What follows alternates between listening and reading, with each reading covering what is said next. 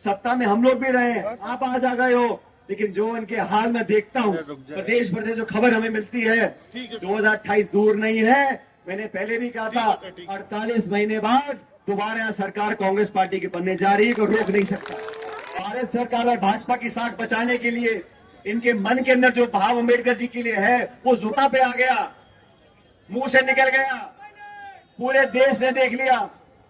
अब जब गले पर आ गई तो जान बचाने के लिए संसद में टकराव पैदा करा दिया।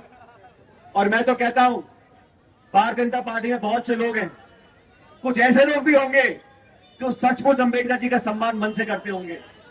राज्य और केंद्र सरकार की उन नीतियों के खिलाफ, जिन नीतियों से नौजवानों को नुकसान हो रहा है, समाज में द्वेष फैल रहा है और बेरोजगारी जो ऐतिहासिक स्तर पर पहुंच चुकी है, उसके विरोध में आज आप इतनी बड़ी संख्या में यहाँ पर आए हो। मैं आप सब लोगों का अभिनंदन करता हूँ, स्वागत करता हूँ और आपको धन्यवाद देता हूँ कि आप प्रदेश के नौजवानों की आवाज को लेकर आज जयपुर में आए हो। साथियों, युवा कांग्रेस के अध्यक्ष बनने के बाद उदय जी आज पहली बार जयपुर आए हैं और मैं आप सबकी तरफ से भी उनका स्वागत करता हूं और उनको आश्वासन दिलाता हूं कि राजस्थान के नौजवान, राजस्थान की युवा कांग्रेस बहुत जुझारू है और हम सब लोग मिलकर जनता की आवाज को लगातार उठाते रहेंगे। दोस्तों, राजस्थान में चुनाव हुए 1 साल हो गया और हाल ही में प्रदेश की सरकार ने अपने 1 साल की वर्षगांठ बनाई। प्रधानमंत्री भी आए, हमारे लिए कर रहे हैं, दिखाने के भाषण दिए, बहुत सारे लोगों ने बहुत सारी बातें बोली, लेकिन मुझे दुख है, अरे नीचे कर ले भाई, 12 महीने के कार्यकाल में जो सबसे ज्यादा उम्मीद नौजवानों को थी, इन 12 महीनों में कोई भी रोजगार लाने का काम इस सरकार ने नहीं किया। चुनाव से पहले जो नौजवानों को वादे किए थे, उन वादों को भूलकर सिर्फ अपना राजनीति करने का काम इस भाजपा की सरकार ने 1 साल में किया है और आज उसके विरोध में लाखों करोड़ों नौजवान जो शिक्षित हैं और बेरोजगार हैं, दर दर भटक रहे हैं, उन लोगों के भविष्य को सुधारने के लिए इस सरकार ने कुछ किया नहीं। इसलिए आज युवक कांग्रेस ने बीड़ा उठाया और पूरे प्रदेश के नौजवान की आवाज बनकर प्रदेश की राजधानी में सरकार की नींद खोलने का काम आप लोग कर रहे हो। उसके लिए मैं आपको बहुत साधुवाद देता हूं, बधाई देता हूं। मेरे नौजवान साथियों, इस देश में जो राजनीति हो रही है उसका एक प्रतीक हमने कुछ दिन पहले देश की संसद में देखा। भारत सरकार के गृह मंत्री यार, भारतीय जनता पार्टी का शीर्ष नेतृत्व ओ भाई मोबाइल नीचे कर, सदन में खड़े होकर इस देश के संविधान के निर्माता को बेइज्जत करने का काम करते हैं और पूरे देश ने देखा इस अम्बेडकर साहब के नाम पर भारतीय जनता पार्टी वोट मांगती है। जिस संविधान के सामने अपना शीश झुकाकर प्रणाम करते हैं, उन दोनों को बेइज्जत और बदनाम करने का काम किया। संविधान की धज्जियां सरकार उड़ा रही है, संवैधानिक संस्थाओं को खोखला कर रही है और संविधान के निर्माता को जिन अपशब्दों का प्रयोग किया, मुझे लगता है सिर्फ एक मंत्री नहीं, पूरी भाजपा को देश के लोगों से माफी मांगनी चाहिए। अम्बेडकर साहब को जिस तरह इन्होंने बदनाम करने का काम किया और उसके बाद देश की संसद में पहली बार सत्ताधारी दल के सांसद हाथापाई करने पे उतारू, खड़गे जी और राहुल गांधी जी को संसद में जाने से रोकते हैं, मोबाइल थोड़ा नीचे कर लो यार।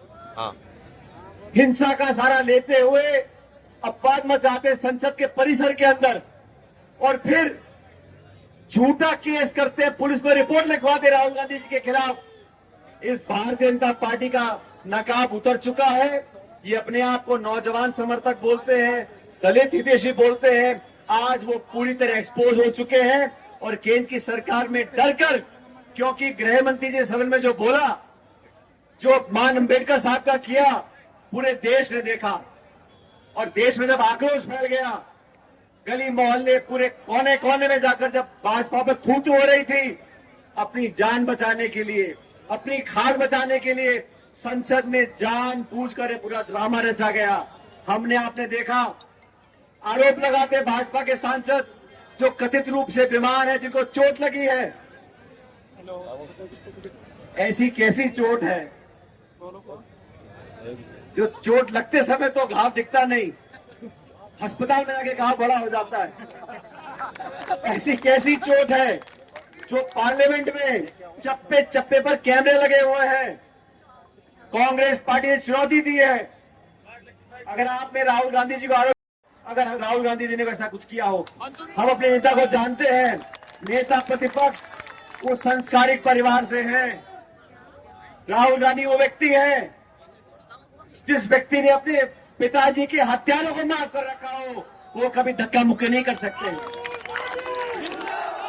इन लोगों के पास गृह मंत्री जी की साख बचाने के लिए, भारत सरकार और भाजपा की साख बचाने के लिए इनके मन के अंदर जो भाव अंबेडकर जी के लिए है वो जुबान पे आ गया, मुंह से निकल गया, पूरे देश ने देख लिया। अब जब गले पर आ गई तो जान बचाने के लिए संसद में टकराव पैदा करा दिया। और मैं तो कहता हूं भारतीय जनता पार्टी में बहुत से लोग हैं, कुछ ऐसे लोग भी होंगे जो सचमुच अंबेडकर जी का सम्मान मन से करते होंगे। मैं तो उन लोगों से अपील करना चाहता हूं जिनके मन में आज थोड़ी सी भी अगर अंबेडकर साहब के प्रति सम्मान इज्जत है, उनको माफी मांगकर जनता से क्षमा मांगनी चाहिए। हमने गलती कर दी, हमें नहीं करना चाहिए था। लेकिन साथियों, मैं आप नौजवानों से अपील करना चाहता हूं, मैं आप लोगों से अपील करना चाहता हूं, देश नेताओं के व्यवहार को देख रहा है, देश सरकार के कामकाज को देख रहा है, देश आपको, मुझको, सबको देख रहा है। अपने आचरण से, अपनी भाषा से, अपनी शब्दावली से, अपने कार्यप्रणाली से हम लोगों को एक उदाहरण स्थापित करना चाहिए।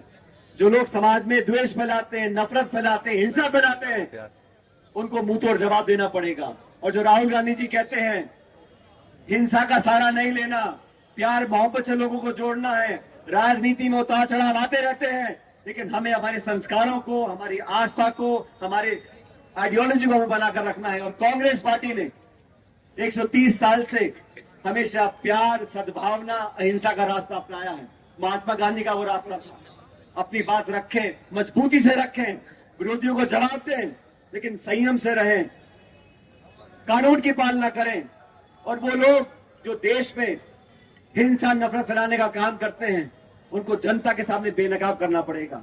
आज 10 साल से भारत सरकार भाजपा चला रही है, 1 साल से भाजपा राजस्थान में राज कर रही है। बात डबल इंजन की करते हैं। राजस्थान के प्रत्येक जिले में अत्याचार हो रहा है, बलात्कार हो रहा है, शोषण हो रहा है, हिंसा हो रही है, गरीबों के साथ दुर्व्यवहार हो रहा है, अधिकारी पुलिस हावी है, नौजवान की आवाज को दबाया जा रहा है। उस आवाज को उठाने के लिए आप सब लोगों को अपनी जिम्मेदारी समझनी पड़ेगी। अभिमन्यु पुनिया जी हमारे विधायक और अध्यक्ष राजस्थान कांग्रेस के, इनके साथ कार्यकारी अध्यक्ष, हमारे सब नेता मिलकर काम कर रहे हैं, लेकिन हम लोग हमेशा से नौजवान और किसान की आवाज को उठाते रहेंगे। आज उदयभान जी यहाँ जयपुर आए हैं, राजस्थान से कांग्रेस को, युवक कांग्रेस को बहुत उम्मीद है देश में जागरूकता फैलाने के लिए, नौजवान की लड़ाई करने के लिए। और उदयभान जी, राजस्थान के नौजवानों का मैं इतना कहना चाहता हूं, जो जिम्मेदारी आप दोगे इस प्रदेश की युवक कांग्रेस के कार्यकर्ता को, और यहाँ जो हजारों की तादाद में आप लोग खड़े हो, मैं जानता हूं अपने शौर्य से, अपनी मजबूती से, अपने संकल्प शक्ति से आप बड़ी से बड़ी जीत हासिल कर सकते हो। यहाँ के लोगों में वो काबिलियत है। और उदयभान जी जम्मू कश्मीर से आते हैं, कठिन समय उन्होंने भी देखा राजनीति में, लेकिन पूरे देश की जिम्मेदारी आज आपके ऊपर है। मैं क्या कहना चाहता हूं, प्रदेश कांग्रेस कमेटी हो, प्रदेश युवक कांग्रेस कमेटी हो, हम सब लोग एक परिवार के सदस्य हैं और हमारा एक ही दायित्व है, राजस्थान के लोगों के लिए काम करना। जहां अन्याय या बेइंसाफी हो, आवाज को बुलंद करना। और आपको विश्वास दिलाते हैं, तमाम साथी यहाँ खड़े हैं, आज राजस्थान सरकार की नींद खोलने का काम करना है। 1 साल से इन्होंने खूब ऐश लूट ली है। यहाँ पे पता ही नहीं कौन मंत्री सरकार में, कौन मंत्री सरकार में नहीं है, या यही पता नहीं अधिकारी सरकार चला रहा है या मंत्री सरकार चला रहा है। सत्ताधारी दल के मंत्री विधायक अपनी छाती पीट रहे हैं और अधिकारियों के यहाँ मजे हो रहे हैं। नौजवानों की आवाज उठाने के लिए, इस प्रदेश को नशे से मुक्त कराने के लिए, लोगों को जो वादे भाजपा ने किए, 4 लाख रोजगार की बात भाजपा ने कही थी पिछले बजट में, 4 लाख। मैं तो आज तक ढूंढ रहा हूं, मुझे तो 400 लोग नहीं मिले बच्चे जिनको नौकरी लगी, जिनकी नौकरी अटकी हुई है उनको नौकरी नहीं दे पा रहे हो। रोजगार दो, इंसाफ दो, शासन दो। सत्ता में हम लोग भी रहे, आप आज आ गए हो, लेकिन जो इनके हाल में देखता हूं, प्रदेश भर से जो खबर हमें मिलती है, 2028 दूर नहीं है। मैंने पहले भी कहा था 48 महीने बाद दोबारा यहाँ सरकार कांग्रेस पार्टी की बनने जा रही है, कोई रोक नहीं सकता। लेकिन इसके लिए हम सबको मिलकर काम करना पड़ेगा, हम सबको मिलकर संघर्ष करना पड़ेगा, आत्मीयता से, विनम्रता से, मजबूती से सामना करना पड़ेगा। पुलिस भी है, प्रशासन भी है, सत्ता भी है, ताकत भी है, इन सब का सामना करने का शौर्य हम लोग अंदर है। और मुझे पूरा विश्वास है युवक कांग्रेस ने आज जो प्रदर्शन किया है, इससे पूरे देश में संदेश जाएगा, पूरे प्रदेश में संदेश जाएगा और युवाओं को एक उम्मीद की किरण दिखेगी।